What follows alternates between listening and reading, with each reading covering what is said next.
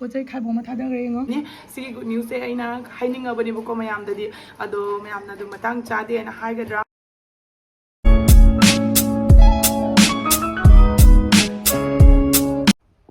hello everyone मैं ब्रह्मा की channel तराम नौचरी मचा थोबीगी दुर्गा पूजा की नेना ड्रेस अमा लेबी अदुदो ngasi सेपीरे अदुगा मोयुमदा चलनी होजी देखो फुरी तो अमता जिंगन के खरा मगी मनी जतो नंगी फोन दो हेलो तोरा नंगी फोन दो हेलो तोरा हेलो बेरा तो उन माना इसंगाई जन चलो जी को आयो जी को चै लौरी मचा तो जने गोना अमन से गोना ये हेलो एवरीवन मैं ब्रह्मा की चैनल तराम नौचरी अदो मैं की वीडियो से आइना नमना खोना पुंगलोय लोइजरगा आइना चंग येंगो मतमदा साउंड अमता यावरमद्रेबको आइना ममांगदा आइना ममांगदा ब्लूटूथ पाना थमुबदुगा ngसागी ब्लूटूथ तो बैटरी ऑफ ओइग्रबा अदुदुना लोपना अमता यावरमद्रे अदुगा सनाजु तासनग्रे अदुना उपाय लेते खतंग ममसु वीडियो क्लियर ओइसनद्रगसु अदो मैम येंबियो कैगनाबदा सिगी मतंग से गुड न्यूज़ ओइदोइने सिगी गुड न्यूज़ से आइना हाइनिंगबनी बको मयामददी अदो मयामना दु मतंग चादे आइना हाइगद्रा आइना अइगिदी यामना नुंगाइबा कैनो मनिना दु हाइनिंगबा हाइतारे अदो मीना थीना मुचरकद्रा आइना मुखनबा याम इकाई काइना लेजबा हाइतारे अदो इकाई जरेदा मैम नांगी हाइद्रगा हजिक करी हाइरइनो काइना कमेंट पिरकद्राना दु इकाइबा फावबदो अदुदो दुम पोपोय वानी की फ्रेंड की मकोन से इग्नोर तोबियो नखोई फ्रेंड मुथलु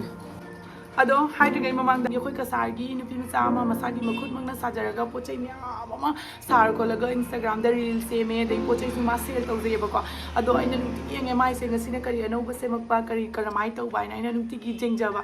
अदो आइदी लौदि याम लौनिंगबको लौनिंगना लेङै मतंग सिगा मा आइगोंदा मेसेज तौरे ए चिचे आइनोंदा पोचै खरा थारकेना आई वखन्दा दुम नुंगायबको अदैना थारो थारो आइना अदै हारे दुगि माना पोचै दा थाबिरे ए निनी हुमनि सुरे पोचै दा थुंगेबको अदो आई थुंबगा आइगी वीडियो से सत नमथोगे ना अदो मैम दसु दुम उहलगे ना कइनो दा आइना सु याम येंगनिंग बा हाइतारे मनुंग दा कै याविनो आइना आई येंद्रिको मैम की ममांग दा काइदोइने अदो आइना हान ममक दा याम थागत बा फोंदोगनिंग से नुपी मसा आमना मागी मसागी हाइजबा टैलेंट तो पुथोगा बिजनेस मसा मा होगत पसे याम साथी ना प्राउड होइनिंगाय कइनो मनि बको आई यो इंडिया याम साथी ना हरावे स्माइना तो बसे हाइदि अतैसु हेने हेना तुंगदा माइ पापा ओइसनु आइना चिचेना बोर पिरिसनी अदो स्नेहादि मसक से याम नुंसीबको आइना दुम येंगे मागी मागी इंस्टाग्राम पेज तो सिगा थमजरमगे मयाम चलगा चेकआउट तो सनबी यामना सनगा खोंगे है आयोमा नुंगाइ बहा आइना मागी पोचे सिंसगा क्वाइदगी ngauजा हायगदी मागी पोचे से यामना अफोर्डेबल नि हाइबदी मागी पोचे सिंसे स्टार्टिंग 80 रुपीस तगी हौबो फो यावी लाइक 50 रुपीस तगी हौबो फो यावी बका अदु सिंदु उरगा आई खतंग याम हम तंग चिंग चपगा याम इंप्रेस होय हवाय याम ngangrage माना पिरपो पोचे गिदो आई म्याम दा सत उलके सिदा लेरे फोटो अदो आई पैकेट गाजरी बको के नवाबदा आई मसक से उद्रे खरा सी पोट से फजना उना होनाबदा से थमुरगे सिदा लेरे अहानबदा सी कइनो येंगसी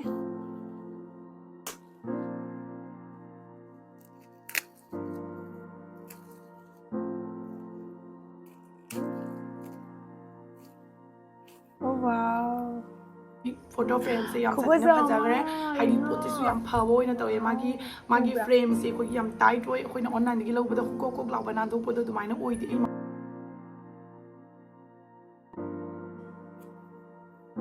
याम साथिना पमजागरे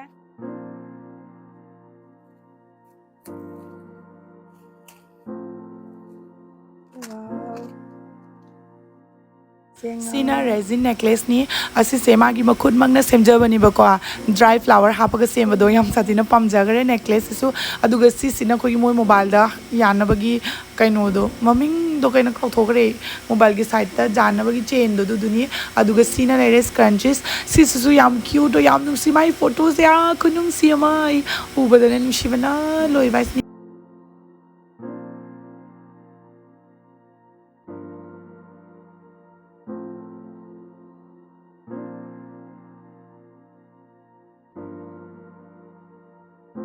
फजे आइगी ओइनादी हाइनिंगाई की गुड न्यूज़ तो कइनो हारगदी म्याम आई डिसेंबर दगी कइनो ममानु मो आई चार्ज काम की पापा